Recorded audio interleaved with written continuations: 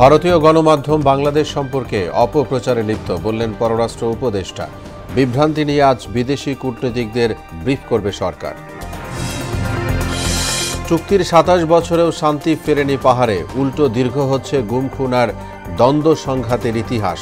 চাপা ক্ষোভ পার্বত্য জেলাগুলোয়।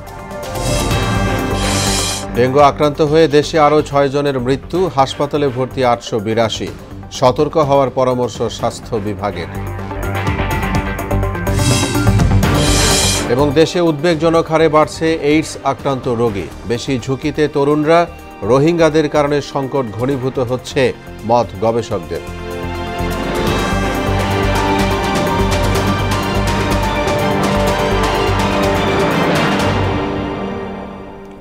আসসালামু আলাইকুম। আমন্ত্রণ মোহনা সংবাদে। এতক্ষণ শুনছিলেন শিরোনাম, সঙ্গে আছি মোহাম্মদ ওয়ালিউল্লাহ। যাচ্ছি পুরো খবরে। বাংলাদেশের গণ অভ্যুত্থানে ভারতীয় গণমাধ্যম খুবই নাখোশ বলে মন্তব্য করেছেন অন্তর্বর্তী সরকারের পররাষ্ট্র উপদেষ্টা মোহাম্মদ তৌহিদ হোসেন। এর ধারাবাহিকতায় শুধু ভারত নয়, সারা বিশ্বেই সংঘবদ্ধভাবে অপপ্রচার চালানো হচ্ছে বলেও জানান তিনি। ভারতীয় গণমাধ্যম প্রমাণ করতে চাইছে বাংলাদেশের সংখ্যালঘুদের উপর নিপীড়ন চালানো হচ্ছে। এ ধরনের অপপ্রচার দুই দেশের জন্যই অশুভ বলেও মত দেন তিনি। রোববার বিকেলে সেন্টার ফর পলিসি ডায়ালগ সিপিডির এক অনুষ্ঠানে এসব কথা বলেন পররাষ্ট্র উপদেষ্টা। তিনি বলেন, গণ অভ্যুত্থানের পর সাময়িক বিশৃঙ্খলা অস্থিরতা দেখা দিলেও খুব অল্প সময়ের মধ্যেই সরকার পরিস্থিতি নিয়ন্ত্রণে আনে। ধর্মীয় সংখ্যালঘু নির্যাতনের বিষয়ে অপপ্রচার নিয়ে ঢাকায় বিভিন্ন মিশনে দায়িত্বরত বিদেশি কূটনীতিকদের ব্রিফ করবে পররাষ্ট্র উপদেষ্টা মোহাম্মদ তৌহিদ হোসেন। সেখানে ধর্মীয় সংখ্যালঘু ইস্যুতে কূটনীতিকদের অবহিত করার পাশাপাশি ইসকন সহ সাম্প্রতিক ঘটনাপ্রবাহ তুলে ধরা হবে। দুপুরের পর রাষ্ট্রীয় অতিথি ভবন পদ্মায় এই ব্রিফিং অনুষ্ঠিত হবে। মন্ত্রণালয়ের তরফে ঢাকাস্থ সব কূটনৈতিক মিশনে চিঠি পাঠিয়ে ব্রিফিংয়ে আমন্ত্রণ জানানো হয়েছে। শান্তি চুক্তির ২৭ বছরেও শান্তি ফেরেনি পার্বত্য অঞ্চলে, বরং নতুন নতুন দলের আবির্ভাবে বেড়ে গেছে দ্বন্দ্ব সংঘাত। আধিপত্য বিস্তার, গুম খুন, চাঁদাবাজি আর সংঘাত বিদ্যমান পার্বত্য জেলা বান্দরবানে। শান্তি চুক্তির পূর্ণাঙ্গ বাস্তবায়ন না হওয়ায় অনেকের মধ্যে বাড়ছে ক্ষোভ। রাহুল বড়ুয়া ছোটনের প্রতিবেদন, জানাচ্ছেন আফরিন পপি। পার্বত্য জেলায় শান্তি প্রতিষ্ঠার লক্ষ্যে ১৯৯৭ সালে পার্বত্য চট্টগ্রাম জনসংহতি সমিতির সাথে পার্বত্য শান্তি চুক্তি করে আওয়ামী লীগ সরকার। ১৯৯৭ সালের ২ ডিসেম্বর পার্বত্য জেলা খাগড়াছড়ি স্টেডিয়ামে অস্ত্র জমা দিয়ে শান্তির পথে ফিরে আসার শপথ নিয়ে সরকারের কাছে অস্ত্র জমা দেয় পার্বত্য চট্টগ্রাম জনসংহতি সমিতির সদস্যরা। শান্তি চুক্তির পর পার্বত্য এলাকায় উন্নয়নের কাজ হলেও চুক্তির ২৭ বছরেও কাঙ্ক্ষিত শান্তি ফিরে না আসায় ক্ষোভ জানান স্থানীয়রা। পার্বত্য চট্টগ্রামে শান্তির যেই উদ্দেশ্যে শান্তি চুক্তি করা হয়েছিল, আদৌ কি শান্তি এসেছে?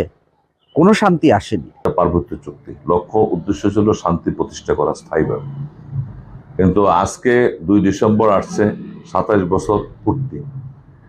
আমরা যেটা দেখতে পাই, শান্তির প্রতিষ্ঠা হয় নাই, বরঞ্চ অশান্তি আরো অনেক গুণ বেশি বেড়ে গেছে। এদিকে শান্তি চুক্তির পূর্ণাঙ্গ বাস্তবায়ন করে পার্বত্য এলাকায় সংঘাত বন্ধে কার্যকর পদক্ষেপ নেয়ার দাবি জানিয়েছেন আঞ্চলিক দলের নেতারা। পার্বত্য চট্টগ্রাম চুক্তি বাস্তবায়নের মধ্যে সে সমস্যার সমাধান নিহিত আছে। অন্তর্বর্তী সরকার যদি পার্বত্যবাসীর প্রতি দৃষ্টি দেন, তাহলে আমি আশাবাদী পার্বত্য চট্টগ্রামের যে সংঘাত, যে সমস্যাগুলো সমাধান হবে বলে আমি মনে করি। আইন শৃঙ্খলা বাহিনীর কর্মকর্তারা জানান, পার্বত্য এলাকায় যাতে সন্ত্রাসী গোষ্ঠী তাদের কর্মকাণ্ড বাড়াতে না পারে সে লক্ষ্যে কাজ করছে পুলিশ। যাতে মাথা চালা না দিতে পারে সেই ব্যাপারে আমরা আছে, সেনাবাহিনী আছে, অন্যান্য যারা সংস্থা আছে, সবাই আইন শৃঙ্খলা রক্ষার্থে যারা আছে সবাই মিলে আমরা এই কাজটা করছি, যাতে আইন শৃঙ্খলা কোনোভাবে বিঘ্নিত না হয়। পার্বত্য এলাকায় শান্তি শৃঙ্খলা রক্ষায় শান্তি চুক্তির পূর্ণাঙ্গ বাস্তবায়নে সরকারকে কার্যকরী ভূমিকায় দেখার অপেক্ষায় স্থানীয় বাসিন্দারা। আফরিন পপি, মোহনা সংবাদ। প্রধান উপদেষ্টা প্রফেসর ডক্টর মোহাম্মদ ইউনুস বলেছেন, পার্বত্য অঞ্চলকে পাশ কাটিয়ে বাংলাদেশের উন্নয়ন সম্ভব নয়। ২ ডিসেম্বর পার্বত্য চট্টগ্রাম চুক্তি দিবস উপলক্ষে দেয়া এক বাণীতে তিনি বলেন, দেশের মোট আয়তনের ১ দশমাংশ এলাকায় পার্বত্য অঞ্চলের জনগোষ্ঠীর বসবাস। তাই পার্বত্য অঞ্চলকে পাশ কাটিয়ে বাংলাদেশের উন্নয়ন সম্ভব নয়। পার্বত্য জেলাসমূহের নৈসর্গিক সৌন্দর্য সংরক্ষণ ও পর্যটন শিল্পের প্রসারে স্থানীয় জনসাধারণকে সম্পৃক্ত করে নানামুখী সংস্কারের উদ্যোগ নেওয়া হয়েছে বলেও জানান তিনি। ডেঙ্গু আক্রান্ত হয়ে দেশে আরও 6 জনের মৃত্যু হয়েছে। হাসপাতালে নতুন ভর্তি হয়েছেন 882 জন। রোববার রাতে স্বাস্থ্য অধিদপ্তরের হেলথ ইমার্জেন্সি অপারেশন সেন্টার ও কন্ট্রোল রুম থেকে পাঠানো এক সংবাদ বিজ্ঞপ্তিতে এ তথ্য জানানো হয়। এতে বলা হয়, হাসপাতালে ভর্তি 882 জনের মধ্যে বরিশাল বিভাগে 67, চট্টগ্রাম বিভাগে 141, ঢাকা বিভাগে 233, ঢাকা উত্তর সিটিতে 140, ঢাকা দক্ষিণ সিটিতে 104, খুলনা বিভাগে 91, রাজশাহী বিভাগে 54, ময়মনসিংহ বিভাগে 33, রংপুর বিভাগে 11 এবং সিলেট বিভাগের আছেন 8 জন রোগী। সারা দেশের মতো ময়মনসিংহেও ডেঙ্গু রোগী বাড়ছে। পরিস্থিতি জানাতে সেখানকার হাসপাতাল থেকে আমাদের সঙ্গে যোগ দিবেন সহকর্মী রুবায়েত বাপ্পি। রুবায়েত, নিশ্চয়ই শুনতে পাচ্ছেন, ডেঙ্গু পরিস্থিতির সবশেষ কি তথ্য আছে সেটাই আপনার কাছে জানতে চাই।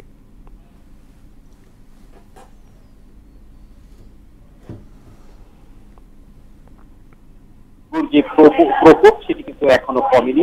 এই ডিসেম্বর মাস শুরু হয়েছে, তো সেই মাসেও কিন্তু ময়মনসিংহ মেডিকেলে আমরা ডেঙ্গু রোগীদের ভর্তি হতে দেখছি এবং যে অক্টোবর নভেম্বরের যে চাপ ছিল ডিসেম্বরে কিন্তু সেই চাপ যে কমেছে তা কিন্তু নয়।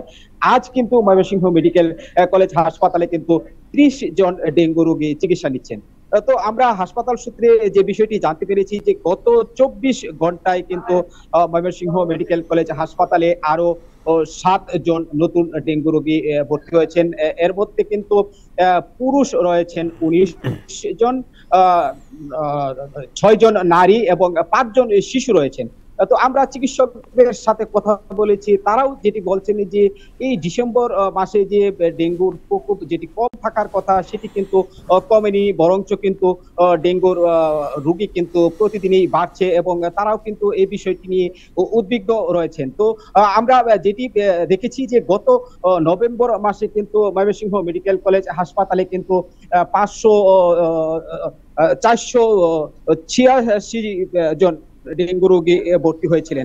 এর আগের মাসে অক্টোবরে কিন্তু 504 জন ডেঙ্গু রোগী ভর্তি হয়েছিলেন। তবে এই যে ডিসেম্বর মাসেও কিন্তু প্রতিদিনই ডেঙ্গু রোগীরা আসছে এবং সবচেয়ে যে উদ্বেগের বিষয় যে রোগীরা আসছে তারা কিন্তু বেশ দুর্বল অবস্থায় আসছে এবং যেটি চিকিৎসকরা বলছেন যে এই অতি দুর্বলতার কারণে কিন্তু রোগীরা ঝুঁকিতে রয়েছেন এবং তারা বলছেন যে যত সচেতনতা যতক্ষণ পর্যন্ত না বাড়বে ততক্ষণ পর্যন্ত কিন্তু ডেঙ্গু রোগ প্রতিরোধ সম্ভব নয়। তো অলি, এই ছিল আমার কাছে ময়মনসিংহ মেডিকেল থেকে ডেঙ্গু নিয়ে সর্বশেষ। অলি। জি, রুবায়েত বাপ্পি, ধন্যবাদ আপনাকে আমাদের সঙ্গে যুক্ত হওয়ার জন্য। এইডসে আক্রান্তের সংখ্যা বাড়লেও এবছর মৃত্যুর সংখ্যা কমেছে। তবে বয়সে তরুণদের মধ্যে এ রোগে আক্রান্তের হার বেশি। বিশেষ করে রোহিঙ্গা জনগোষ্ঠী, প্রবাসী, হিজড়া, সমকামী ও অবৈধ যৌন মিলনের কারণে সংক্রমণ বেড়ে যাচ্ছে বলে মনে করেন বিশেষজ্ঞরা। চট্টগ্রাম থেকে আব্দুল হকের ক্যামেরায় সুমন কুমারদের রিপোর্ট, জানাচ্ছেন মাহমুদ হোসেন। দেশে গত এক বছরে 1438 জন নতুন করে এইডসে আক্রান্ত হয়েছেন। এ বছর এইডসে মারা গেছেন 195 জন। গত 10 বছরে এইচআইভিতে আক্রান্তের সংখ্যা বেড়েছে। গত বছর আক্রান্তের সংখ্যা ছিল 1276। সে অনুযায়ী চলতি বছর 162 জন রোগী বেড়েছে। এ বছর মোট আক্রান্তের মধ্যে 10% রোহিঙ্গা জনগোষ্ঠী। গত বছর এ হার ছিল 12%। মোট সংক্রমণের 1% হিজড়া। আমার এইচআইভি পজিটিভ হচ্ছে 2018 সাল থেকে। আমার এইচআইভি হয়েছে আমার আম্মু আব্বু থেকে আসছে। আমার স্বামী 2010 সালে দেশে বাইরে থেকে আসছে পজিটিভ হয়ে। আমি 2011-তে টেস্ট করার পর আমিও ধরা পড়ছি পজিটিভ। আমি দেশে আসছি, দেশে আসার পর এখন আমার পরীক্ষা নিরীক্ষায় আমার একটা এইডস ধরা পড়ছে। বিশেষজ্ঞরা বলছেন আক্রান্ত ব্যক্তির রক্ত শরীরে গ্রহণ, ব্যবহৃত সিরিঞ্জ ব্যবহার এবং আক্রান্ত মা থেকে গর্ভাবস্থার মাধ্যমে ছড়াতে পারে এ রোগ। দেশের রোহিঙ্গা পপুলেশনের জন্য ওদেরও একটা বিশাল জনগোষ্ঠী এইচআইভি আক্রান্ত হচ্ছে এবং এছাড়াও আরও আসলে রক্ত সঞ্চালনের মাধ্যমে বা হচ্ছে যারা হচ্ছে মাদকদ্রব্য সেবন করছেন, এবং অনেক সময় দেখা যাচ্ছে HIV আক্রান্ত প্রেগনেন্ট মাদার যারা, তাদের থেকেও হচ্ছে বাচ্চার কাছে HIVটা সংক্রমিত হচ্ছে। HIV আক্রান্ত ব্যক্তি শনাক্ত ও সেবার পরিধি বেড়েছে। জনসচেতনতা বাড়লে আক্রান্তের সংখ্যা কমে আসবে বলে মনে করেন এই চিকিৎসক। HIV AIDS এর জন্য আমরা যদি সঠিকভাবে ডায়াগনোস করতে পারি এবং সঠিকভাবে চিকিৎসা নিতে পারি, তাহলে কিন্তু HIV AIDS একদম AIDS রোগ সম্পূর্ণ স্বাভাবিক জীবন যাপন করতে পারে। বাংলাদেশে 1989 সালে প্রথম HIV পজিটিভ ব্যক্তি শনাক্ত হয়। এর মধ্যে এবার এইডসে আক্রান্তের সংখ্যা সর্বোচ্চ। মাহমুদ হোসেন, মোহনা সংবাদ। এবার বিজয়ের মাস ডিসেম্বর প্রসঙ্গ।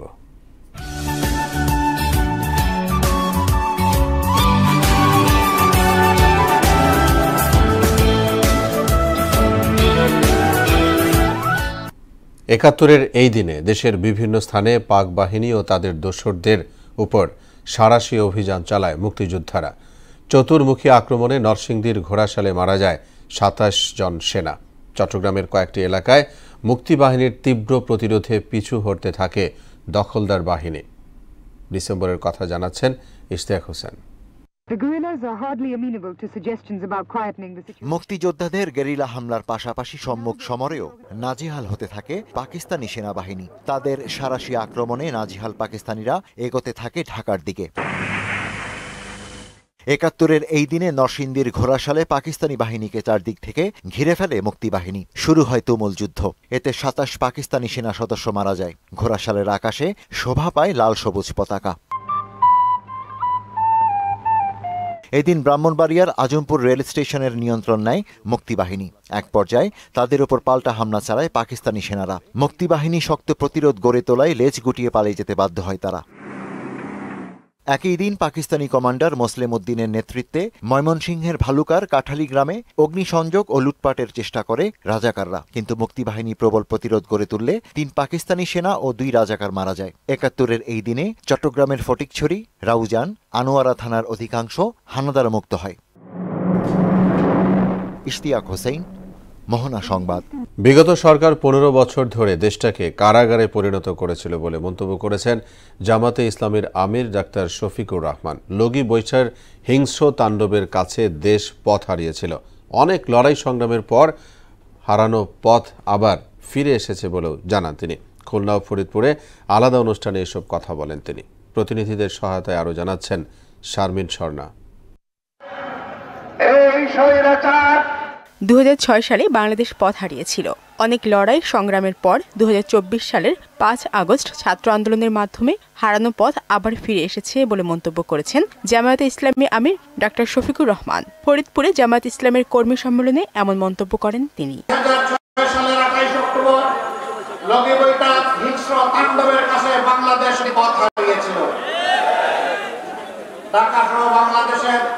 বিভিন্ন জায়গায় ৩৯ জন বনি আদমকে নিষ্ঠুরভাবে সেদিন লগির বইটা দিয়ে হত্যা করা হয়েছিল।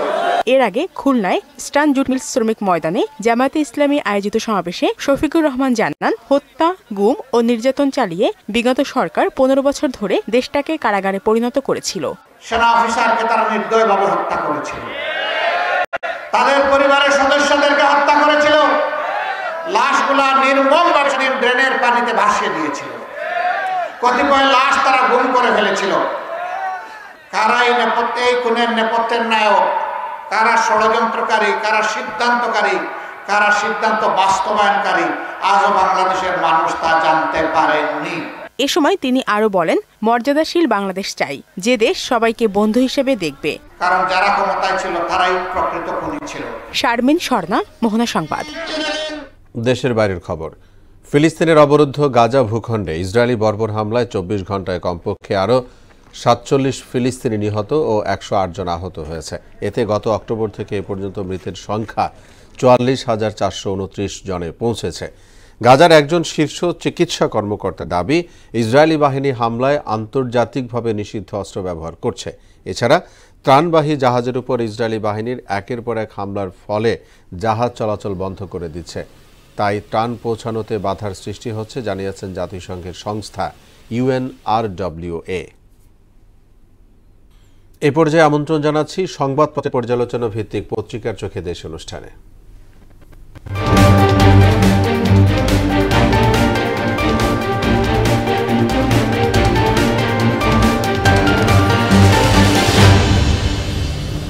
অনুষ্ঠানের আজকের অতিথি মোহনা টেলিভিশনের যুগ্ম বার্তা সম্পাদক নাসির উদ্দিন।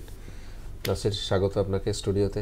আমরা শিরোনাম পড়ে এসে তারপর আপনার সাথে আলোচনায় যাব।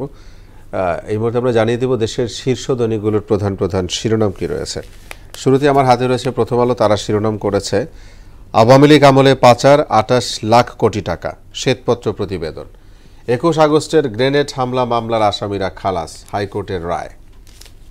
দৈনিক ইত্তেফাক, তারেক রহমান সহ সব আসামি খালাস। 15 বছরে 24,000 কোটি ডলার বিদেশে পাচার। এই শ্বেতপত্র ঐতিহাসিক দলিল, যেভাবে টাকা লুট হয়েছে তা আতঙ্কিত হওয়ার মতো, বলেছেন প্রধান উপদেষ্টা। সমকালের শিরোনাম জানব 21 আগস্ট গ্রেনেড মামলার বিচার প্রক্রিয়া অবৈধ, হাইকোর্ট। আওয়ামী লীগের আমলে 15 বছরে 28 লাখ কোটি টাকা পাচার। তারেক রহমান সহ সবাই খালাস, 21 আগস্ট গ্রেনেড হামলা মামলা। জানুয়ারিতে ফিরছেন তারেক। বিনিয়োগে সরকারি বড় বাধা, শ্বেতপত্রে হাসিনার কালো অধ্যায়। শিরোনাম ছিল বাংলাদেশ প্রতিদিনের। রয়েছে যুগান্তর, জানব শিরোনাম তারেক সহ সব আসামি খালাস, 21 আগস্ট গ্রেনেড হামলা মামলা ডেথ রেফারেন্স নাকচ, আসামিদের আপিল মঞ্জুর। 15 বছরে 28 লাখ কোটি টাকা পাচার, অর্থনীতির শ্বেতপত্র প্রকাশ। শ্বেতপত্র কমিটির দাবি 234 বিলিয়ন ডলার পাচার হয়েছে। প্রধান উপদেষ্টার কাছে চূড়ান্ত প্রতিবেদন হস্তান্তর। ন্যায় বিচার প্রতিষ্ঠিত করেছেন আদালত, বিএনপি। তারেক রহমান, লুৎফুজ্জামান বাবর সহ সব আসামি খালাস। একই ধরনের শিরোনাম আজকে সব পত্রিকায়। ডেইলি স্টার শিরোনাম করেছে তারেক, বাবর, অল আদার্স অ্যাকোয়েটেড। এই তো আজকে শিরোনামগুলো ছিল এরকম। তারেক রহমান সহ অর্থাৎ 21 আগস্ট গ্রেনেড হামলা মামলার সব আসামিদেরকে খালাস দেওয়া হয়েছে। এবং আরেকটি শিরোনাম আছে যেটি শ্বেতপত্র প্রকাশ করা হয়েছে, যে দেশে থেকে গত 15 বছরে 28 লাখ কোটি টাকা পাচার করা হয়েছে। প্রথমে আমি 21 আগস্ট গ্রেনেড হামলা মামলার বিষয়টি নিয়ে আপনার কাছে আসতে চাই।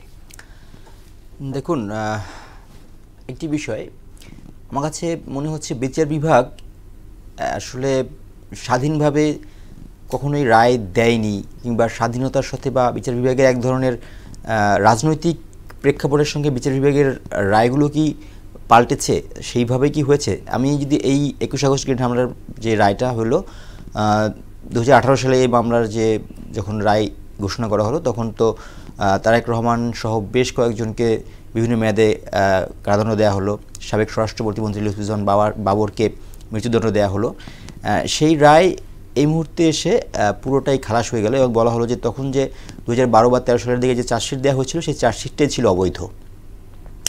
তাহলে এই যে প্রক্রিয়া, এই প্রক্রিয়ায় বিচার প্রক্রিয়ার এই ধরনের কেন হবে? মানে এইটাও তো এক ধরনের কালো অধ্যায় বলা যায়, যে তখনকার বিচার প্রক্রিয়াকে যদি আমরা চিন্তা করি, যে সেইটাকে যদি আমরা গ্রাউন্ড ধরি, তাহলে তো পুরো উল্টে যাওয়া একটা বিচার প্রক্রিয়া।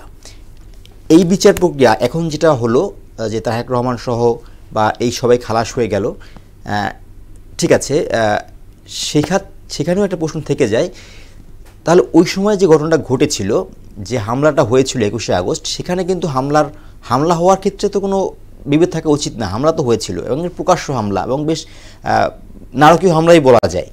সেখানে যদি এই আসামিরাই জড়িত না থাকে, কোনো না কোনোভাবে তো সেটা কেউ না কেউ সেই হামলা করেছে।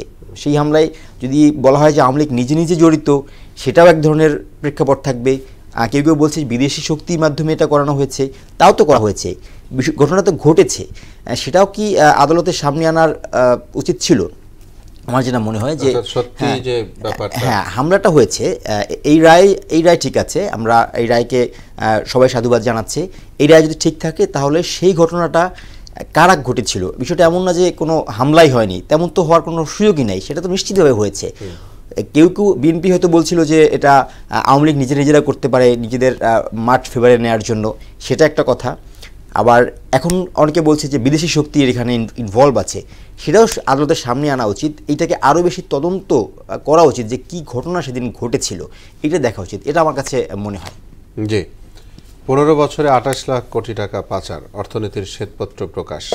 15 বছরে একটি দেশ থেকে 28 লাখ কোটি টাকা, একটি বাজেটের সমান বা তার চেয়েও বেশি। কতটা ভয়াবহ হলে আমি ভাবছিলাম যদি এই টাকাগুলো পাচার সুযোগ না পেত বা না হতো, তাহলে দেশের চেহারা কি হতে পারত। এটি খুব স্বাভাবিক যে দ্রব্যমূল্যের যে ঊর্ধ্বগতি, যে টাকা দিয়ে দ্রব্যমূল্য কিনে দেশের মানুষ, খেটে খাওয়া মানুষ থেকে শুরু করে সবাই খাচ্ছে, উল্টো হতে পারত। 70 টাকার আলু হয়তো থাকতে পারতো, এখনো 30 টাকা। দেশের চেহারা কি হতে পারত, তো সেটা যে হয়নি সেটা বোঝাই যাচ্ছে। এবং প্রত্যেক বছর 2 লাখ কোটির মতো, তাই না? যদি 15 বছরে 28 লাখ কোটি হয় তাহলে হ্যাঁ, মানে 1.6 কত যেন এরকম 1,80,000 কোটি টাকা পাচার হয়ে গেছে 1 লাখ 80। মানে কি সুন্দর করে চাপিয়ে দেওয়া হয়েছে জনগণের উপরে। তো এটা আসলে মানে কি ভয়াবহ চিত্র উঠে আসছে যে ওই সময়টাতে যদি এই টাকাগুলো যদি মানে সেভ করা যেত, তাহলে বাংলাদেশের চেহারা, যেটা আওয়ামী লীগ সরকার বলছিল যে আমরা বাংলাদেশকে মধ্যম আয়ে নিয়ে যাব, যে স্বপ্ন দেখাচ্ছিল, বা কিংবা যে সিঙ্গাপুর হয়ে যাব, সেই স্বপ্নটার কাছাকাছি তো নিশ্চয়ই তারাই যেতে পারতো যদি এই জায়গাগুলোতে তারা এই কাজগুলো না করতো। আসলে এটা শুধুমাত্র আমি শেখ হাসিনার মানে যেই করেছে, সরকারে যারা ছিল তাদের পক্ষে হয়ে, মানে সরকারের পক্ষে হয়ে যারা করেছে, অন্য দলের যে মানে যারাই করেছে তাকেই তো খামোশ করা যায়। অবশ্যই। এবং সরকারের যদি নিজস্ব ইচ্ছে না থাকে, তাহলে আসলে দুর্নীতির এই পর্যায়ে সেটা আসলে করা সম্ভব না। শীর্ষ পর্যায় থেকে কিছু না কিছুভাবেই এটার ইনভলভেশনটা যদি না থাকে, এইরকম পুকুর চুরি করা সম্ভব না। তো সব মিলিয়ে এই ধরনের পুকুর চুরি ঠেকানো গেলে হয়তো বাংলাদেশের চেহারা আজকে অনেক ভিন্নই থাকতো, এবং সেটা আমাদের জন্য হয়তো অবকাঠামোগত উন্নয়ন, দেশের জনগণের জীবনযাত্রার মান, আপনার হচ্ছে যে দ্রব্যমূল্যের নিম্ন গতি, তারপরে খেটে খাওয়া মানুষের জন্য কিছু একটা কর্মসংস্থানের ব্যবস্থা, সবকিছু তো এগিয়ে আসতো। হ্যাঁ, পাল্টে যেত, সবকিছুই পাল্টে যেত। এবং আপনি অবকাঠামো উন্নয়ন নিয়ে আসলে আমি খুব বেশি করতে চাই না, কারণ অবকাঠামো এমনও হয়েছে যেটা প্রয়োজন নেই, সে ধরনের অবকাঠামোর দিকেও আওয়ামী সরকার গিয়েছে। মানে সঠিক ওয়েতেই অবকাঠামোর দিক নিয়ে আমি খুব একটা নেই, কিন্তু আমার কথা হচ্ছে অবকাঠামোর সঙ্গে তারা যে কাজটাতে কখনোই করেনি, সেটা হচ্ছে অর্থের মানে বৈষম্যটা। মানে সেটা হচ্ছে যে ধনীদের কাছে প্রচুর টাকা চলে যাচ্ছে, কিন্তু যারা একটু নিম্ন শ্রেণী তাদের কাছে সেই টাকা যাচ্ছে না। এই যে বৈষম্যটার ঠেকানো তারা চিন্তাই করেনি। তারা ভেবেছে হয়তো অবকাঠামো তৈরি করে ফেলতে পারলেই হয়তো আমার উন্নয়নটা দৃশ্যমান হয়ে গেল, রাস্তাঘাট করতে পারলে উন্নয়ন হয়ে গেল। কিন্তু এই সঙ্গে মানুষের দৈনন্দিন চাহিদা, খাওয়ার চাহিদা, স্বাস্থ্য, তারপরে পড়াশোনা, সব কিছু মিলিয়ে সব কিছুর সঙ্গে যে এই অবকাঠামোর সঙ্গে সম্পর্ক আছে, সেই সম্পর্কটা তারা আসলে মানতে চায়নি অথবা বুঝতে চায়নি। এটা আমার কাছে মনে হয়েছে। কারণ আমি হয়তো রাস্তা হয়ে গেল, আমি রাস্তা দিয়ে চললাম, বাট সেই সময়টাতে আমার কাছে খাবারের জন্য পর্যাপ্ত টাকা নেই, তাহলে আসলে আমি ওই রাস্তা ব্যবহারটাকে আনন্দ আপনাকে দিবে না। তো হ্যাঁ, আমার মৌলিক চাহিদাগুলো চিন্তা করা উচিত ছিল, অন্ন বস্ত্র বাসা, হ্যাঁ অন্যটাই, সেটাই। তো সেই জায়গাটাতে যদি খেয়াল না করে আমি শুধু অবকাঠামোর চিন্তা করি, তাহলে আসলে উন্নয়ন দৃশ্যমান হয় না। এবং খুব সম্ভবত এই ধরনের কিছু সমস্যা তারা যেহেতু তৈরি করেছে, এবং মানুষের ভিতরে ক্ষোভটা তখনই বেড়েছে যে আমি অবকাঠামো নিয়ে, আমার কাছে মনে হয় না যে খুব বেশি মানুষ তারা অবকাঠামো উন্নয়ন নিয়ে আওয়ামী লীগকে করছে, আমরা দেখেছি যে অনেক মানুষই বাহবা দিয়েছে, এখন হয়তো ভিন্ন কথা বলছে, সেটাও আলাদা ইস্যু আছে। কিন্তু মানে মূল সমস্যা জায়গায় তারা ছিল, সেটা হচ্ছে বৈষম্য, মানে খাবারের বৈষম্য হোক, জীবনযাপনের বৈষম্য হোক। অর্থাৎ আপনি যেটি বলছিলেন যে ধনী হয়েছে, গরিবী থেকে গেছে, যে এটি আমরা পরবর্তীতে এরকম দেশ দেখতে চাই না, দেখতে চাই ভালো কিছু। আপনাকে ধন্যবাদ আমাদের সঙ্গে সময় দেওয়ার জন্য। দর্শক, আপনাদেরকেও ধন্যবাদ। এরই সাথে শেষ করছি মোহনা সংবাদ। যাবার আগে শিরোনামগুলো আরও একবার।